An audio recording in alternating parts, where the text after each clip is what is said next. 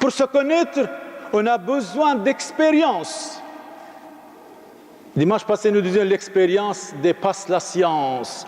L'expérience passe la science. Mais qu'est-ce que c'est? L'ignorance de soi-même range les hommes parmi les animaux privés de raison. Un écrivain français, Nicolas Boileau, mort en 1711, nous dit ceci: hâtez-vous lentement. Qui vit content de rien possède tout. Une parole de Saint Paul.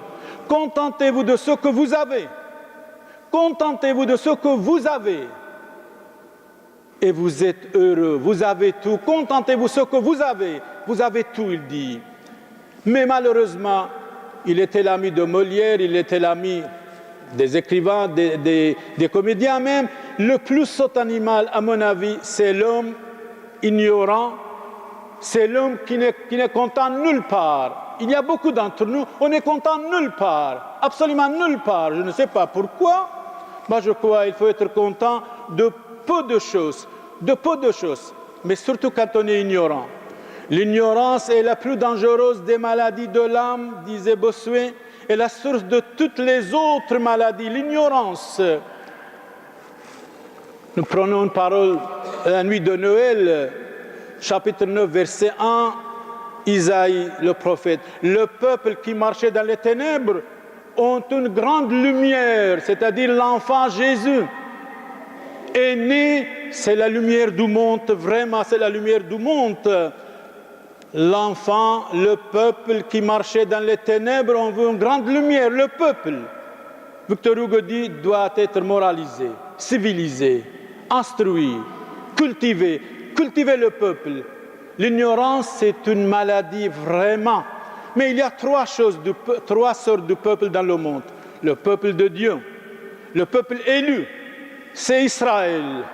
Jésus dit, le salut vient des Juifs. Chapitre 4, verset 22, Saint Jean. Le peuple du mal doit se convertir. Le peuple du monde, le monde ne peut pas contenter le peuple, vraiment pas. Mais le peuple a une tête dure, il est écrit dans le Deutéronome, chapitre 9, verset 13, le peuple a dur, frères et sœurs. La Bible. Dans la Bible, Salomon nous dit, chapitre 14, verset 34, la justice élève une nation, mais le péché est l'ignominie des peuples, parce que les péchés démolissent le peuple.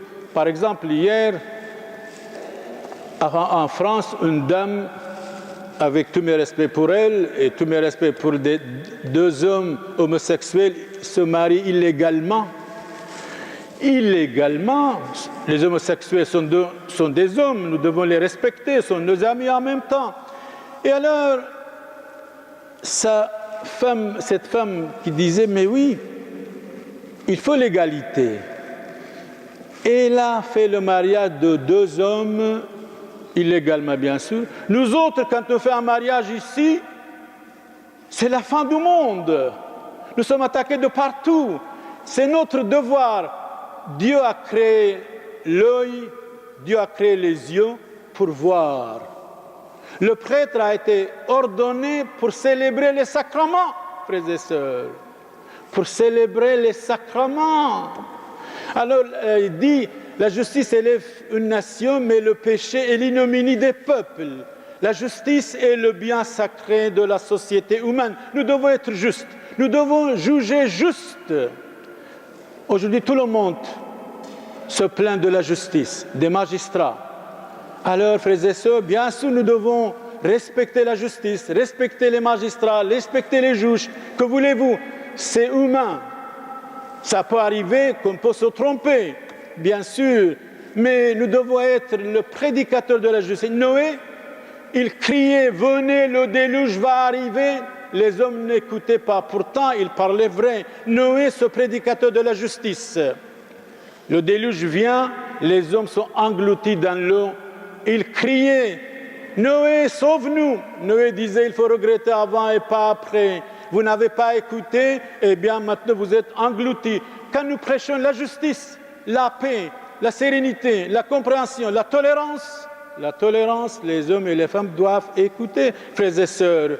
lumière pour éclairer les nations païennes, nous disions dimanche passé, lumière pour éclairer les nations païennes et la gloire d'Israël, son peuple. Israël doit vivre, nous aimons Israël.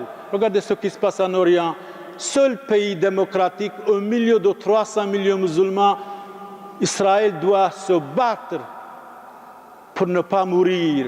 Nous aimons Israël, vive le peuple juif, sont nos amis, nos aînés. C'est grâce à eux que nous sommes chrétiens. Ils nous ont donné Jésus-Christ. Alors Napoléon dit, la vraie sagesse des nations, c'est l'expérience. Et j'aime cette parole de Napoléon. Mais attention, c'est très important. L'homme n'est jamais grand qu'à genoux devant Dieu. Mais alors il a une parole très vicieuse aussi.